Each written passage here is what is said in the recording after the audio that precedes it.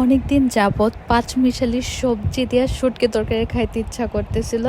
আর এই ইচ্ছাটা পূরণ হয়েছে এবার গ্রামে যায়া। ঘুম থেকে ওইটা দেখে মনি আপু কত কি রান্নার আয়োজন করতেছে।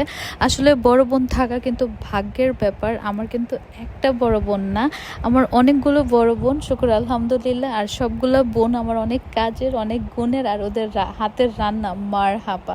আপু এখানে রান্না করতেছিল অনেকগুলো সবজি দিয়ে শুটকি তরকারি, তারপরে হচ্ছে চিংড়ি বোনা, তারপরে একদম দেশি মিনি মাছ, একদম পেঁয়াজ পেঁয়াজ মানে মশলা দিয়ে একদম ভুনা ভুনা করে হচ্ছে কষায় রান্না করতেছিল। আর আপুর রান্না দেখার টাইমে, মানে আমি যখন দেখতেছিলাম যে আপু রান্না করতেছে, তখনই আমার খিদা লেগে গেছে যে কখন রান্না শেষ হবে, আমি কখন খাবো। এখানে আপু টকও রান্না করতেছিল।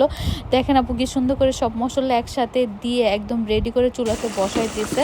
আর এখানে শুটকিটা যখন চুলাতে রান্না হইতেছিল, দেখার সময় না আমার জিভে পানি এসে পড়ছে। এখন যেরকম আমি ভয়েস ওভার করতেছি, আমার মুখে পানি এসে পড়ছে, তখন আমার মুখে পানি এসে পড়ছিল। আমি অপেক্ষা করতেছিলাম কখন রান্না হবে আর কি।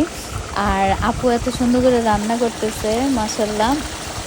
আমি তো অনেক এক্সাইটেড ছিলাম কখন খাবো। আর এইখানে সব খাবার বেড়ে দেওয়া হয়। আমি পাগল হয়ে গেছি, রান্না হওয়ার সাথে সাথে আমি সবার আগে খাইতে বসছি ভাই, বিশ্বাস করেন। আর প্রতিটা খাবার এত মজা ছিল, এই টকটা যে কি মজা ছিল, সবগুলো খাবারের টেস্ট আমার মুখে লাগে আছে।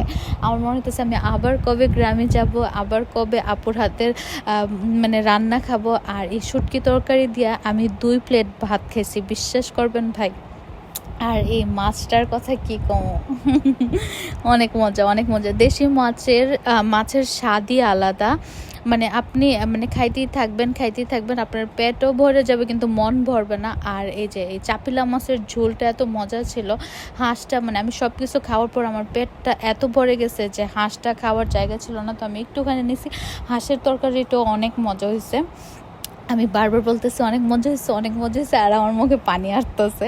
আর টকটা তো কি বলবো, আর কি বলবো, অনেক মজা হয়েছে, অনেক মজা হয়েছে, অনেক মজা হয়েছে, অনেক মজা হয়েছে। এই কথা শুনতে শুনতে আপনারা হয়তো বা বিরক্ত হয়ে যাবেন, মনে হইতেছে যে আমি জীবনেও খাই নাই।